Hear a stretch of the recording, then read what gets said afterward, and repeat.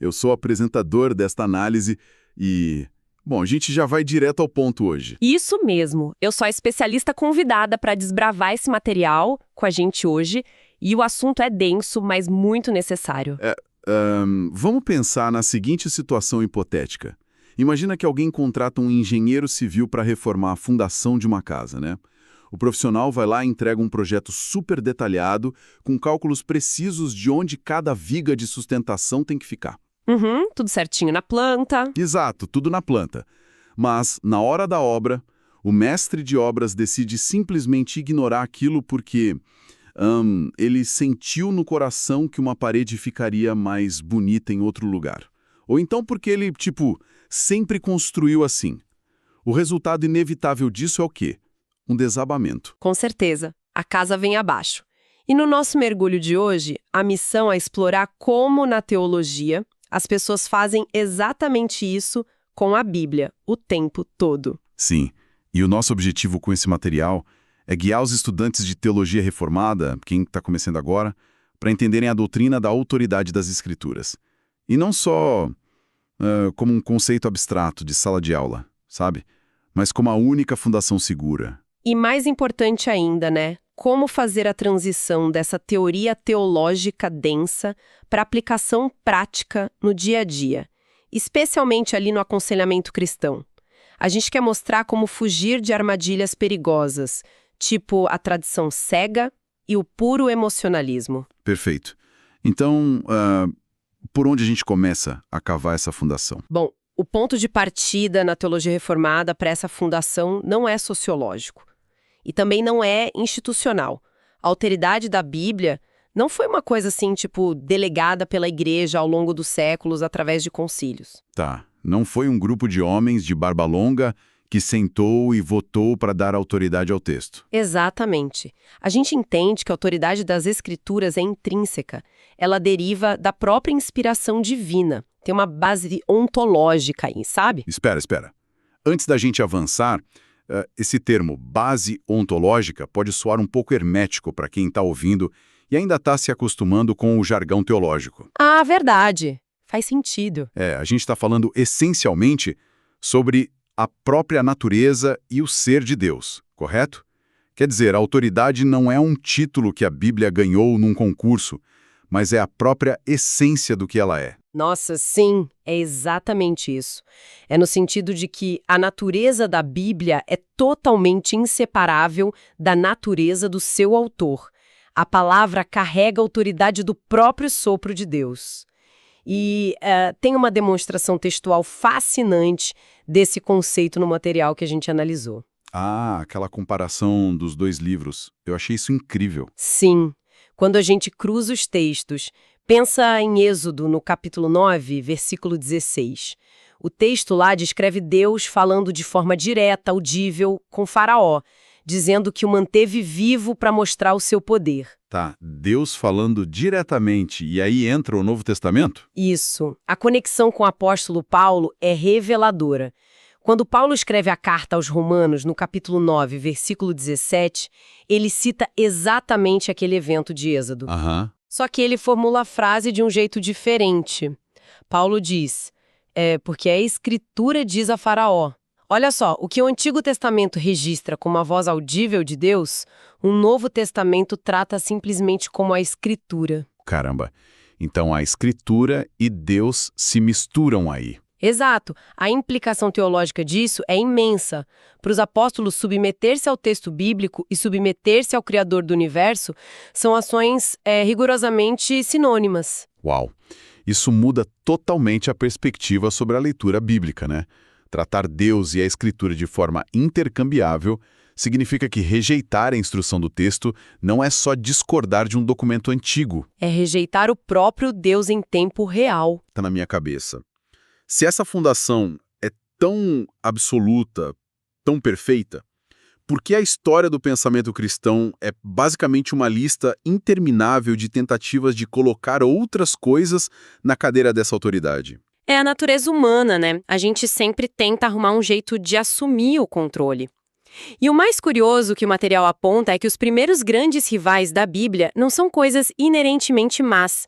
São ferramentas muito boas que acabam saindo do controle. Tipo a tradição e a razão. Isso mesmo. A tradição, por exemplo, ganha força justamente porque nasce de um desejo super legítimo de preservar a ortodoxia. A teologia reformada tem um apreço profundo pelas confissões e credos. Como a Confissão de Fé de Westminster, certo? Exato. Esses documentos são sistematizações valiosíssimas e eles até exercem uma autoridade real dentro da igreja, sabe?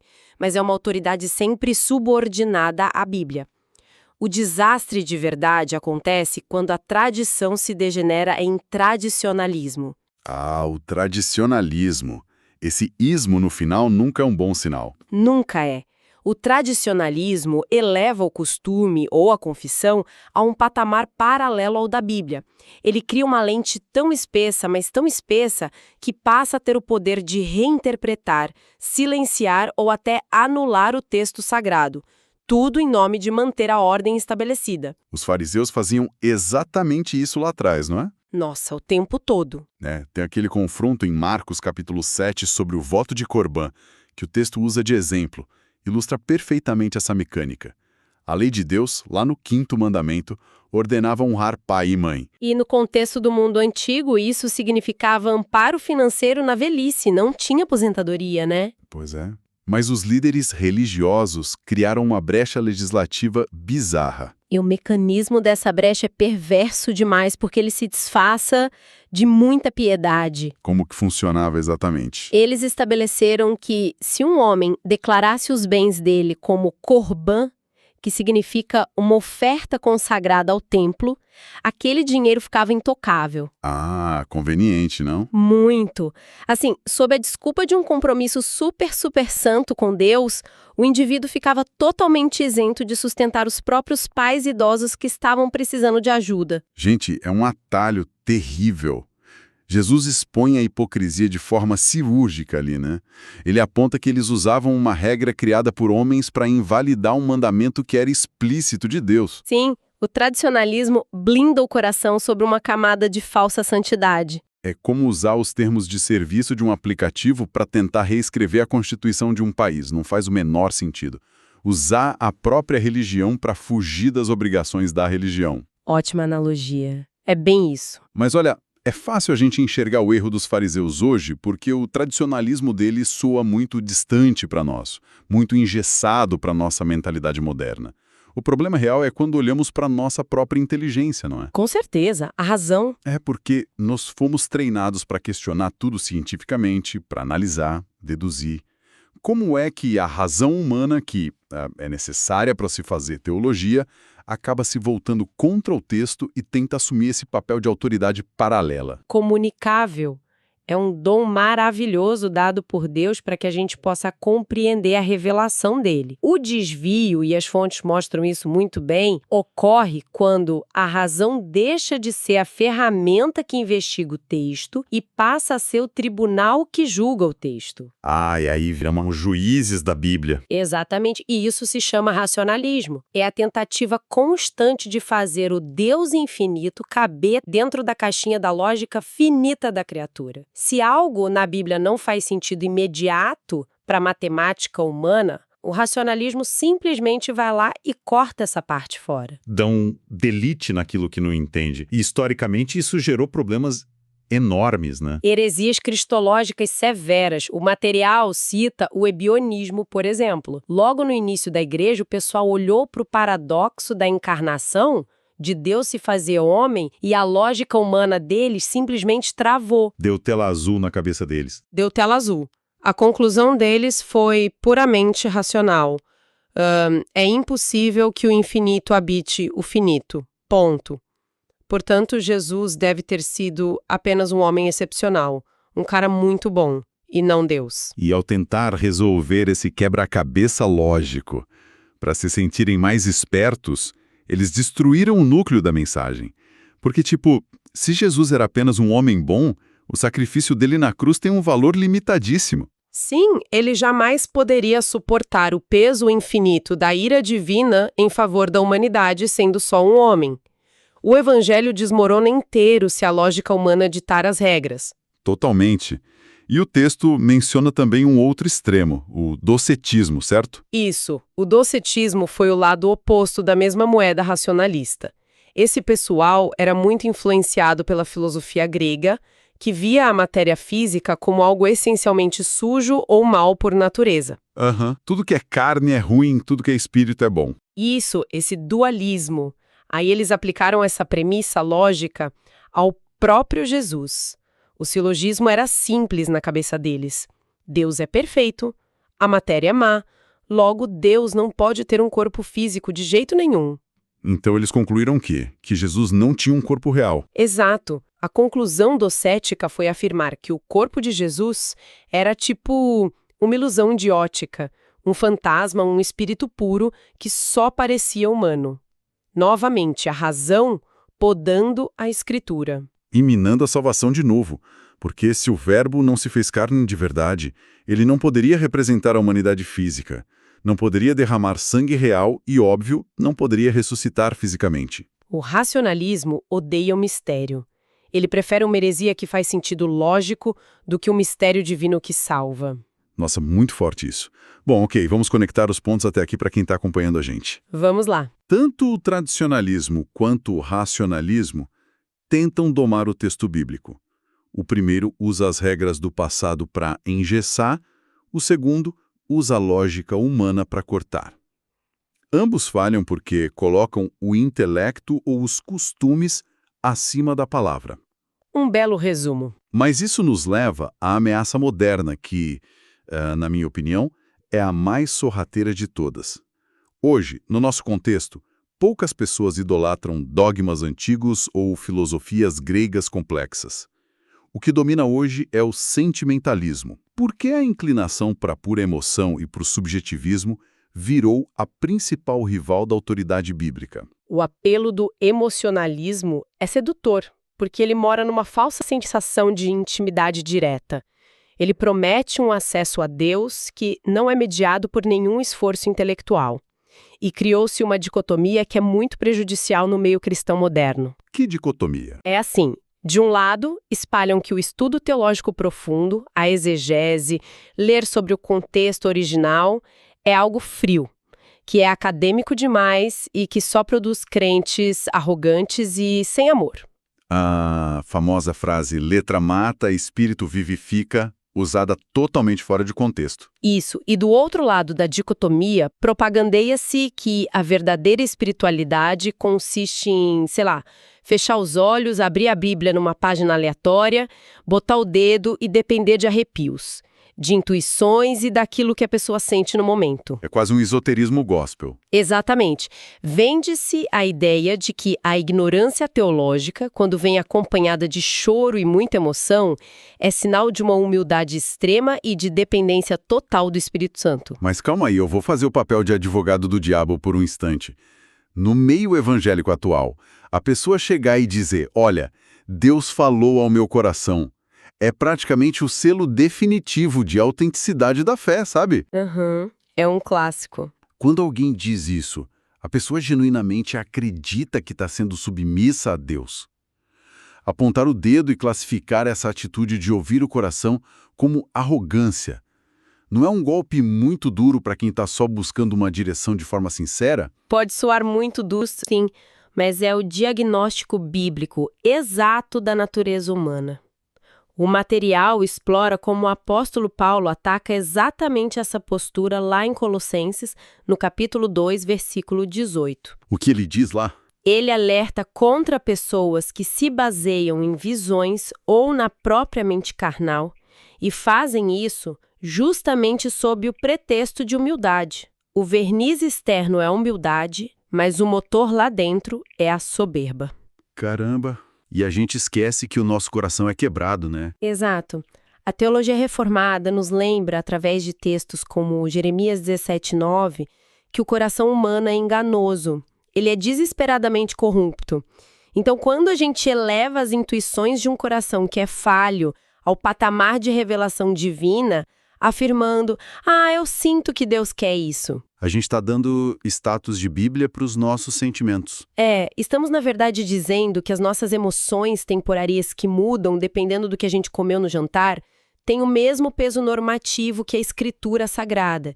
E isso, teologicamente falando, é a definição de arrogância espiritual. Essa inversão de valores é um aha moment assustador. Quer dizer, então, que o discurso de eu não preciso estudar porque o Espírito me guia diretamente, é, na prática, um mecanismo de defesa para não ter que se submeter a algo que contraria as próprias vontades da pessoa? Perfeito! É muito mais fácil seguir um Deus que sempre concorda com o que você já está sentindo. A verdadeira humildade, pelo que a gente está vendo nas fontes, é admitir a própria falibilidade.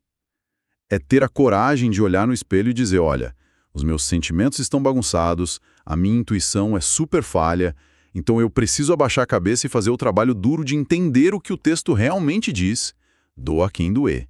Essa é a postura do verdadeiro estudante da teologia. A humildade autêntica exige esse esforço disciplinado de submeter a própria vontade ao texto, e nunca o inverso. E isso nos obriga a falar de método agora.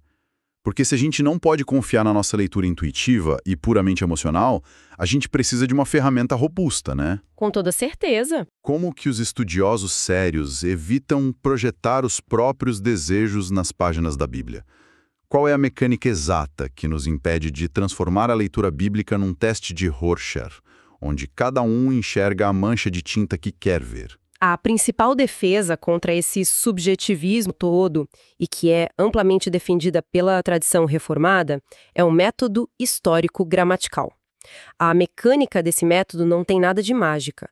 Ela consiste num esforço consciente de estudo. Um esforço para quê, especificamente? Para cruzar o abismo do tempo, do espaço geográfico, da cultura e do idioma original. Tudo aquilo que nos separa do momento histórico em que o texto foi escrito. O princípio mais fundamental é entender que o texto só tem um significado, e é aquele significado que foi pretendido pelo autor original sob a inspiração do Espírito Santo. Isso derruba aquele costume de roda de estudo bíblico onde a pessoa pergunta: o que esse texto significa para mim? Derruba totalmente. O método substitui essa pergunta, que é um pouco egoísta e perigosa, por uma pergunta investigativa, o que o autor quis comunicar à sua audiência original. E isso combate diretamente aquilo que chamamos de exegese, certo? Aquela mania terrível que a gente tem de injetar as nossas ideias modernas, os nossos preconceitos para dentro do texto, em vez de fazer a exegese real. Exato. A exegese, que é extrair o significado genuíno de dentro do texto para fora, é o coração desse método. E olha, uma das habilidades mais críticas que a gente desenvolve usando esse método é a capacidade de distinguir entre o que é a mensagem central do texto e o que são as aplicações periféricas. Dá um exemplo para clarear isso. O texto traz um caso clássico, que é o relato de Marcos, capítulo 3. Aquela história famosa da cura do paralítico, que é descido pelo telhado, pelos seus amigos, lembra? Nossa, clássica, tem até musiquinha de escola dominical. Pois é. E as leituras emocionalistas frequentemente transformam essa passagem num manual sobre o poder da amizade, sabe? Ou então numa palestra motivacional corporativa sobre superar obstáculos e quebrar telhados na sua vida profissional. Seja o amigo que destelha a casa. A gente ouve muito isso. Sim, mas veja bem, a gente pode extrair aplicações periféricas sobre perseverança e amizade ali. Até pode, só que a análise gramatical e contextual revela que o ponto central daquela perícope não é a amizade dos caras. O centro é a declaração chocante de Jesus, no meio do evento, de que ele tem autoridade para perdoar pecados na terra. Claro, porque ele diz, os teus pecados estão perdoados, e os fariseus piram porque só Deus pode perdoar pecados. Exatamente. O perdão e a divindade de Cristo são o núcleo da história. Todo o resto, o telhado, a maca, a multidão, são coisas que orbitam esse centro cristológico. O foco muda completamente de o que eu posso fazer para quem Cristo é. Isso é brilhante. Mas deixa eu trazer um outro exemplo que está nas fontes e que, olha, é o terror das interpretações em grupo. Aquele versículo de Mateus 18. Eu já sei até qual é. Onde Jesus diz: onde estiverem 2 ou 3 reunidos em meu nome, ali estou no meio deles.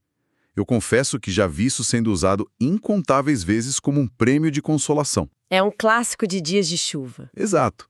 Se choveu no domingo e a igreja está vazia, o dirigente do culto sobe lá e cita esse versículo para animar as 5 pessoas que apareceram.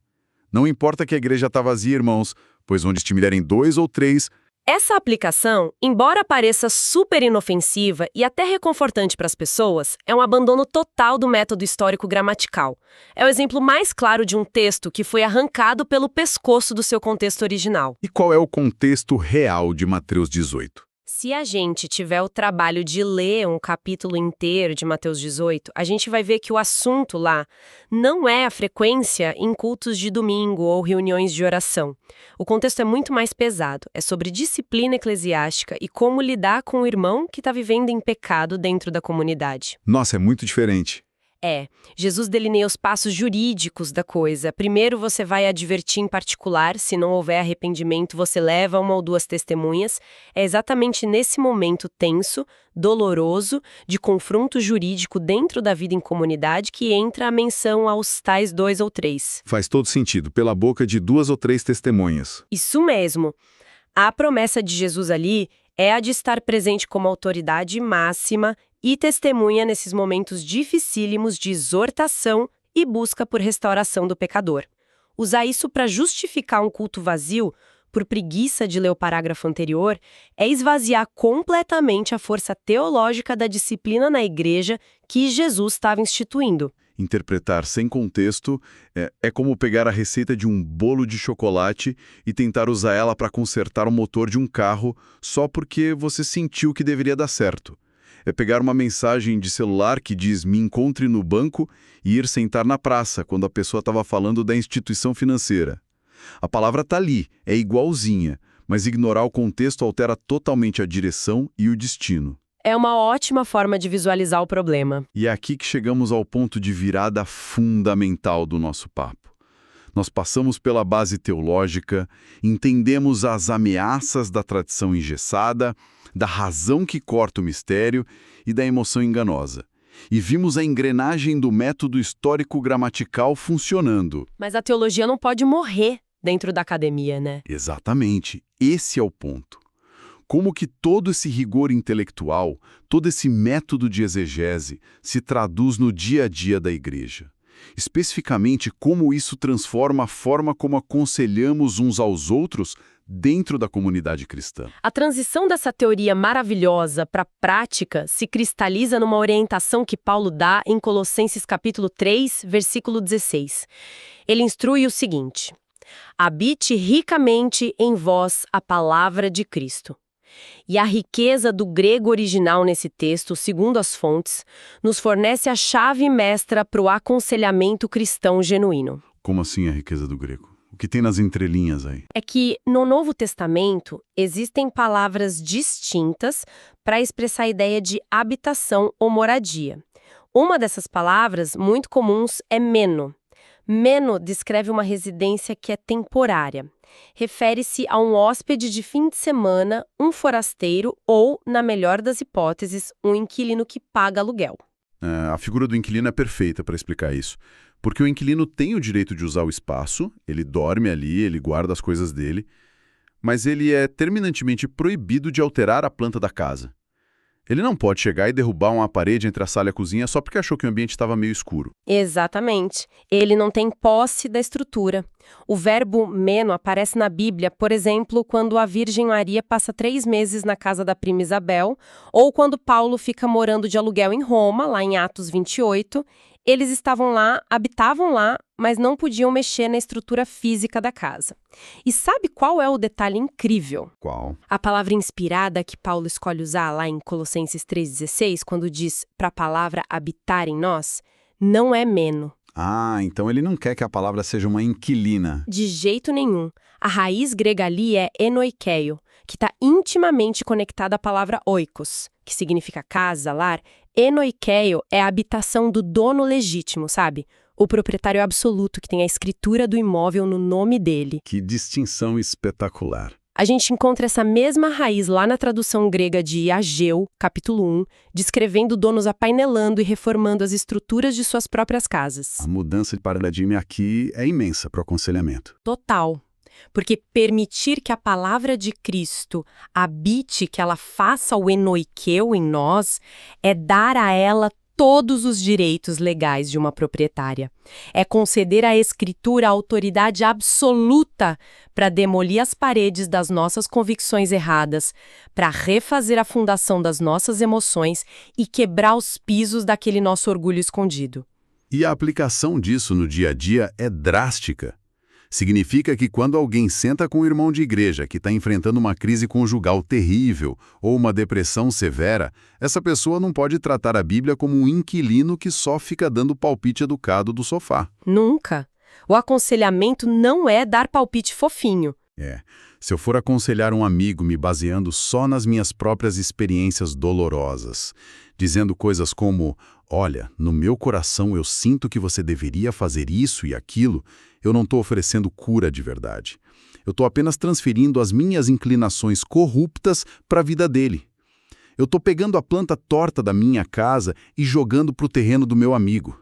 É o cego tentando guiar o cego no meio dos escombros. E é por isso que o aconselhamento cristão verdadeiro, fundamentado na autoridade bíblica, começa reconhecendo a nossa total e completa insuficiência. Nós, seres humanos, não temos a capacidade intrínseca de mudar a vontade de outra pessoa ou de curar a alma de ninguém. Somente a Escritura tem essa suficiência e eficácia dadas por Deus. Então, o papel de quem aconselha é quase o de um facilitador dessa obra. Exato. Ao utilizarmos o método histórico-gramatical no nosso estudo prévio e no aconselhamento, nós extraímos a intenção original de Deus na passagem. Nós apresentamos essa verdade sólida e inabalável ao indivíduo que está sofrendo e, essencialmente, a gente sai do caminho. A gente dá a passagem. A gente dá a passagem. Deixamos a proprietária, a palavra, entrar com as suas próprias ferramentas de demolição e construção para fazer a reforma estrutural que apenas o autor da vida pode fazer no coração daquela pessoa. Nossa, isso retira um peso esmagador das costas de quem tenta ajudar os outros, né? O método histórico-gramatical deixa de ser só uma regra chata de interpretação lá da sala de aula de teologia para se tornar a própria assinatura no contrato. É a transferência legal da escritura da nossa mente e das nossas emoções, passando o controle das nossas mãos falhas para as mãos do único arquiteto realmente competente para arrumar a bagunça. É exatamente esse o alívio que a teologia reformada traz quando ensina sobre a suficiência da Bíblia. Sensacional. Bom, vamos sintetizar tudo que a gente desbravou aqui nesse mergulho de hoje. A autoridade bíblica na teologia reformada é intrínseca. Ela é derivada do próprio sopro de Deus e não depende de aplauso ou endosso humano para ser verdade. Esse é o pilar. E, para honrar essa autoridade, a gente precisa sim do estudo profundo, da exegese cuidadosa. Esse estudo funciona como a nossa principal linha de defesa contra o tradicionalismo, que fossiliza a nossa fé, contra o racionalismo, que corta a Bíblia e mutila o mistério, e especialmente contra o emocionalismo moderno, que transforma a leitura da Bíblia numa projeção narcisista, tudo isso disfarçado de humildade. Perfeito. E em última análise, seja lá no rigor de um gabinete de estudos cheio de comentários em grego, ou seja, na complexidade dolorosa e prática de aconselhar alguém que a gente ama, tomando um café, a Bíblia jamais pode ser a visita temporária, a palavra meno. Ela precisa ser a proprietária exclusiva, enoikio, com o poder irrestrito de demolição e reconstrução. É isso. E sabe, o reconhecimento prático e diário dessa suficiência é o que muda de verdade toda a dinâmica da nossa vida cristã. Mas, já que a gente compreendeu tão bem que a palavra de Deus exige e merece essa autoridade inquestionável de um arquiteto e de um dono que tem a chave mestra e é capaz de reestruturar as bases da nossa existência, eu deixo uma questão desconfortável para quem está ouvindo a gente refletir. Opa, manda ver. Qual é aquele cômodo oculto na planta do seu coração que, lá no secreto, a gente ainda insiste em manter trancado com a chave das nossas próprias emoções ou das nossas tradições favoritas, negando acesso ao verdadeiro proprietário? Eita, essa foi pesada, hein? Um pensamento bem provocativo para encerrar e deixar todo mundo pensando durante a semana. Muito obrigado, viu, por nos guiar de forma tão clara nessa análise profunda hoje. Eu que agradeço, foi uma discussão excelente. E para quem nos acompanhou até aqui, a gente encerra esse mergulho por hoje. Um grande abraço,